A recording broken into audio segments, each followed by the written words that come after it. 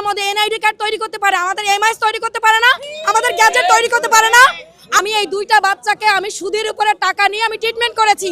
আমার দাবি, আমার 18 জুলাই আমার দুইটা বাচ্চা মাদ্রাসা থেকে আসার পথে আহত হয়। ছেলেটার বয়স 8 বছর, মেয়েটার বয়স 5 বছর। আমার ছেলেটার ডান হাতে রক কেটে গেছে, তার ডান হাতটা বাদ, তার তৃতীয়বার অপারেশন হবে। তাকে সি ক্যাটাগরি দিয়েছে। এই ক্যাটাগরি পরিবর্তনের জন্য আমি এখানে এসেছি, বারবার এসেছি, তারা বারবার ফিরে দিয়েছে, বলছে আপনাদের গ্যাজেট প্রকাশ হবে। আর মেয়েটাকে আমি ট্রিটমেন্ট করতে পারিনি, পথচারীরা তাকে নিয়ে ট্রিটমেন্ট করে তাকে বাসায় দিয়ে গেছে, তার এখনো সে গ্যাজেটভুক্ত হতে পারেনি। আমি এই দুইটা বাচ্চাকে আমি সুদের উপরে টাকা নিয়ে আমি ট্রিটমেন্ট করেছি। আমি গরিব, আমার স্বামী বৃদ্ধ, আমার স্বামী এখন বিছনায় পড়া, আমার 4টা ছেলে মেয়েকে আমার চালাইতে হয়।